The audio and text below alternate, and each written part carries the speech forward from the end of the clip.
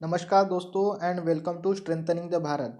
तो आज हम बात करेंगे रूरल इंडिया के एजुकेशन सिस्टम के बारे में। आप सबने भी ऑब्जर्व किया होगा कि जब से 2009 का राइट टू एजुकेशन एक्ट आया है तब से ही हमारे बच्चों का इनरोलमेंट रेट बढ़ चुका है और हर साल बच्चे एजुकेशन में अच्छे मार्क्स लेकर आ रहे कोई बच्चा 90% मार्क्स लेके आ रहा है, कोई बच्चा 95% मार्क ले रहा के आ रहा है, कोई तो 99% भी मार्क्स लेके आ रहे। लेकिन इसका विपरीत एजुकेशन की क्वालिटी है वो डे बाय डे डिक्लाइन होते जा रही है। बच्चों के अंदर जो एजुकेशन का जो एकेडमिक्स की जो एबिलिटी होना चाहिए वो को देखने को नहीं मिलती। ये एक बहुत बड़ा कंसर्न है। उनमें पर्सनालिटी डेवलपमेंट का कमतरता दिखती है। Poor confidence, stage daring, leadership quality, poor communication skill. हाँ, यहाँ तक कि आप बच्चों को पूछोगे कि आपको फ्यूचर में क्या बनना है तो उनके पास ड्रीम्स भी नहीं रहते। उनके अंदर जो क्यूरियोसिटी है, क्वेश्चन पूछने की एबिलिटी, वो भी दिन पे दिन कम होते जा रही है। ये सब कारण है कि हमारे रूरल इंडिया का एजुकेशन की क्वालिटी जो है वो पुअर होते जा रही है।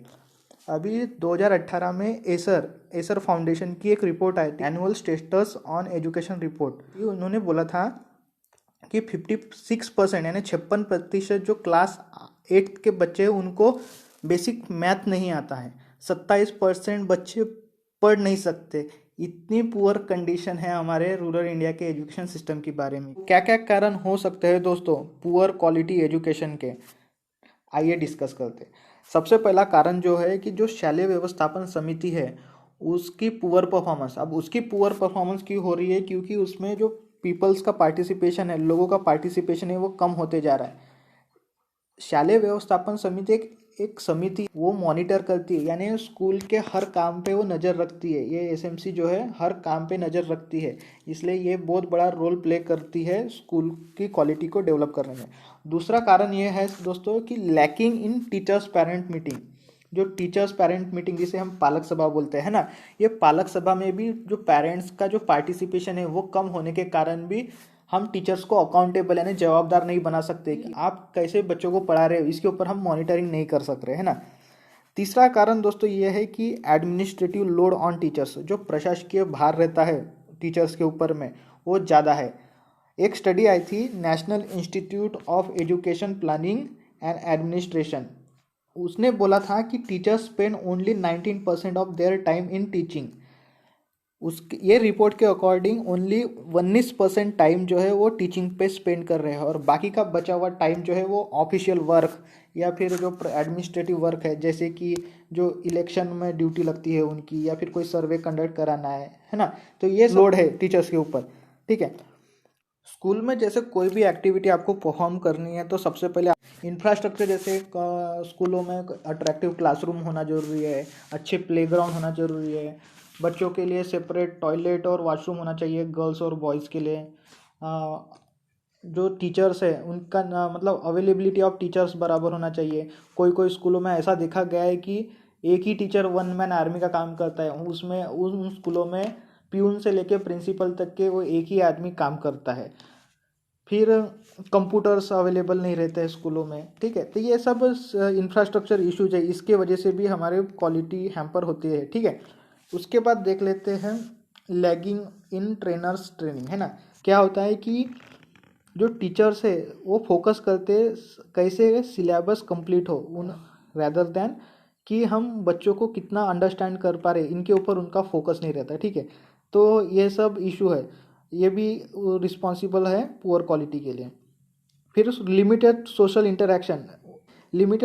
इंटरेक्शन यानी क्या होता है कि बच्चों में और जो टीचर्स है उनमें इंटरेक्शन कम हो रहा है।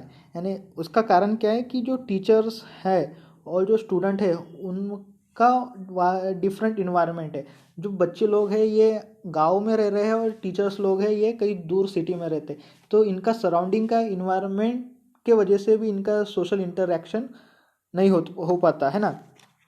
ये टीचर्स का अपने इन्वायरमेंट के अकॉर्डिंगली बच्चों को पढ़ाते हैं। ठीक है, तो इसको हम लिमिटेड सोशल इंटरेक्शन बोलेंगे। ठीक है, जैसे एक्स्ट्रा करिकुलर एक्टिविटीज़ हो गए। एक्स्ट्रा करिकुलर एक्टिविटी मतलब क्या होगा, जैसे स्पोर्ट हो गया, फिर मतलब एजुकेशन के अलावा जितने भी एक्टिविटी आती है वो एक्स्ट्रा करिकुलर एक्टिविटी होती है, जिसमें आर्ट्स हो गया, फिर म्यूज़िक वगैरह हो गया। ये बच्चों के लिए डिफरेंट अपॉर्चुनिटीज को ओपन कर देती है, मतलब अलग अलग संधियाँ निर्माण कर देती है ना। तो इसको भी मेन स्ट्रीम में लाना जरूरी है एजुकेशन के साथ। मतलब एजुकेशन जितना इम्पोर्टेंट है उतना इम्पोर्टेंट मतलब एक्स्ट्रा करिकुलर एक्टिविटीज़ है ना। No personal development programme and innovative initiatives, ये भी एक रीज़न है पुअर क्वालिटी एजुकेशन का। ठीक है, अभी तक के दोस्तों हमने क्या क्या कारण है पुअर क्वालिटी एजुकेशन के, ये हमने थोड़ा बात कर ली। अब हम मूव करते हैं नेक्स्ट पेज पे। यहाँ पे दोस्तों ये मैंडेटरी है, हर प्राइमरी स्कूल में एक स्कूल मैनेजमेंट कमेटी यानी शालेय व्यवस्थापन समिति होना। ठीक है, तो और इस कमेटी में 12 से 16 मेंबर रहेंगे। ठीक है, 12 से 16 मेंबर में से 75% जो मेंबर रहेंगे वो पालक वर्ग में से रहेंगे। ठीक है, और इन्हीं पालक वर्गों में से एक जो रहेगा अध्यक्ष बनेगा और एक उपाध्यक्ष बनेगा। ठीक है, और जो बचे हुए जो 25% जो मेंबर है उनमें एक जो है गवर्नमेंट, जो लोकल गवर्नमेंट बॉडी है वहाँ से एक मेंबर आएगा, जो टीचर क्लास है उनमें से एक टीचर्स आएगा, और एक जो एजुकेशन एक्सपर्ट या जो बाल विकास एक्सपर्ट रहता है वो पेरेंट मीटिंग में से उनका सिलेक्शन होगा। ठीक है, और ये कमिटी में हाफ मेंबर वीमेन होना जरूरी है, half member should be women. ठीक है, role of school management committee, तो हम यहाँ पे डिस्कस करेंगे कि शालेय व्यवस्थापन समिति की भूमिका क्या है स्कूल के डेवलपमेंट पे, है ना। तो सबसे पहला काम जो रहता है एसएमसी का कि monitoring the school activity, school में जो कुछ भी काम हो रहे हैं उसके ऊपर नज़र रखना। उसके बाद है जो स्कूल में डेवलपमेंट प्लान तैयार करना। ठीक है, जो फाइनेंशियल ईयर पहले ख़त्म होने के 3 महीने पहले ही स्कूल डेवलपमेंट प्लान तैयार करके रखना अगले साल के लिए। ठीक है, उसके बाद है जो monitoring the funds receive by the government और लोकल गवर्नमेंट या लोकल अथॉरिटी से जो कुछ भी फंड मिलेगा स्कूल को उसके ऊपर मॉनिटरिंग करना। फिर सॉल्व द टीचर्स प्रॉब्लम, है ना, टीचर्स के जो प्रॉब्लम है वो सॉल्व करना, ये एक बड़ी जिम्मेदारी है। फिर उसके बाद इंश्योर करती है कि 100% जो इनरोलमेंट है बना रहे और 100% अटेंडेंस बच्चों का स्कूल के आखिरी दिन तक के कंटिन्यू रहे, है ना।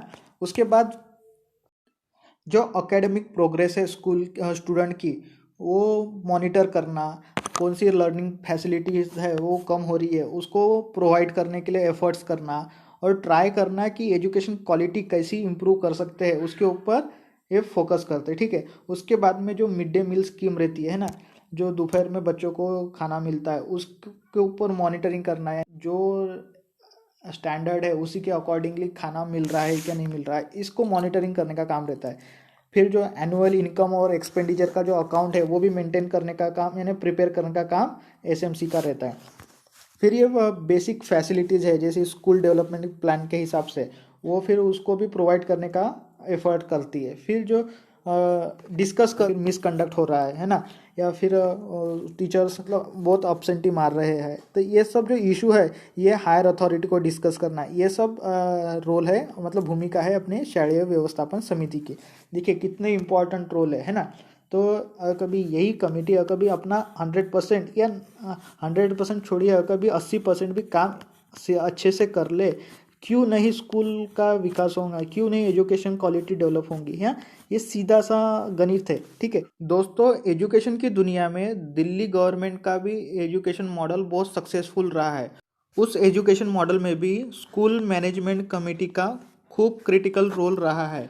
पोस्ट कोविड एरा में जब से स्कूल स्टार्ट हुए तब से ही जो स्कूल मैनेजमेंट कमेटी है उसका फोकस रहा है कि पेरेंट्स और स्कूल के बीच में जो गैप है उसको फिल किया जाए। तो देखिए यहाँ पे आपको आपने को देखने को मिलता है कि कितना इम्पोर्टेंट है एसएमसी यानी स्कूल मैनेजमेंट कमेटी का रोल। चैलेंजेस ऑफ एसएमसी, मतलब शालेय व्यवस्थापन समिति के सामने में क्या क्या चैलेंजेस अवेलेबल है ना।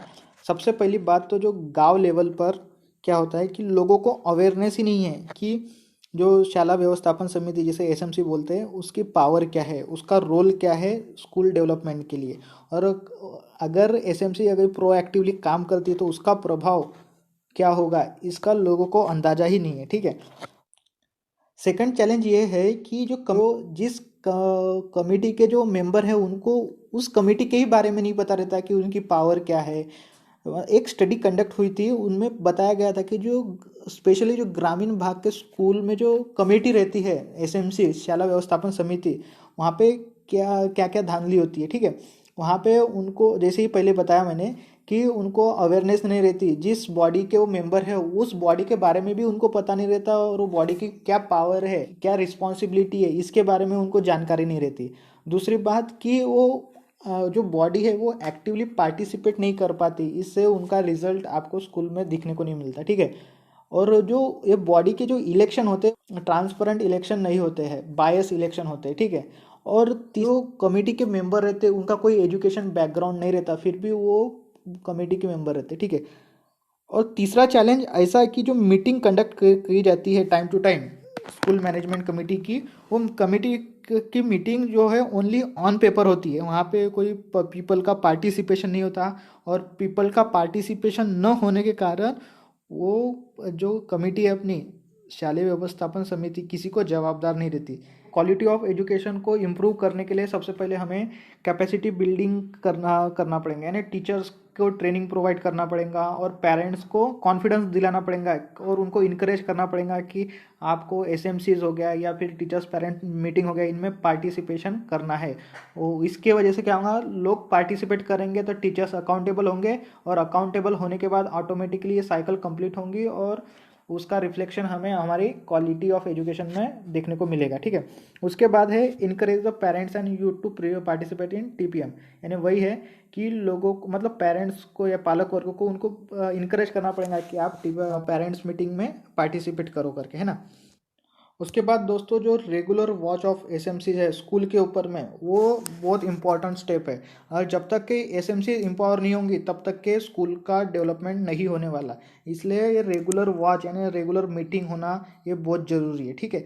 उसके बाद दोस्तों जो पर्सनालिटी डेवलपमेंट प्रोग्राम्स है ना, वो स्कूल में हम अडॉप्ट कर सकते हैं। जैसे कि फॉर एग्ज़ाम्पल स्कूलों में फ्राइडे या सैटरडे को जब असेंबली होती है तब बच्चों को एक इनिशिएटिव के तहत उनको बोला जा सकता है कि आप स्टेज पे आइए, और उनको एट इंस्टेंट वहाँ पे टॉपिक दिए और बोलिए कि इस टॉपिक पे बोलिए। जैसे ये टॉपिक क्या हो सकते हैं कि जब अगर मैं सरपंच बना तो, अगर मैं पीएम बना तो क्या कर सकता, अगर मैं कलेक्टर बनता हूँ, तो ऐसे टॉपिक देंगे तो उनको सोचने की क्षमता उनकी डेवलप होंगी, उनके अंदर एक सपना तैयार होगा कि मैं भी ऐसा कुछ कर सकता। ऐसे कुछ इनिशिएटिव लेने की ज़रूरत है, ताकि फिर और उसके बाद एक्स्ट्रा करिकुलर एक्टिविटीज़ हो गया, जैसे स्पोर्ट्स हो गए, वेरियस स्पोर्ट्स वगैरह हो गया, फिर आर्ट फॉर्म वगैरह हो गया, इनके ऊपर भी भर देने की ज़रूरत है। फिर टाइम टू टाइम जो करियर गाइडेंस हो गया, और उनके बच्चों के सामने में जो करियर अपॉर्चुनिटीज़ है या फिर क्वालिटी एजुकेशन हम कैसे प्रोवाइड कर सकते हैं, इसके ऊपर ध्यान देने की ज़रूरत है। जैसे कि जो जवाहर नवोदय विद्यालय है, अगर बच्चों को इसके बारे में बताया जाए, है ना, तो बच्चों को क्वालिटी एजुकेशन और मिल सकता है, और ग्रामीण विभाग के बच्चे भी आगे जाकर कुछ बड़ा कर सकते हैं। आई होप आपको समझ में आया होगा दोस्तों, कुछ नया जानने को मिला होगा। ऐसे ही डाउन टू अर्थ टॉपिक हम बनाते रहेंगे। So thank you very much for listening. जय हिंद, वंदे मातरम।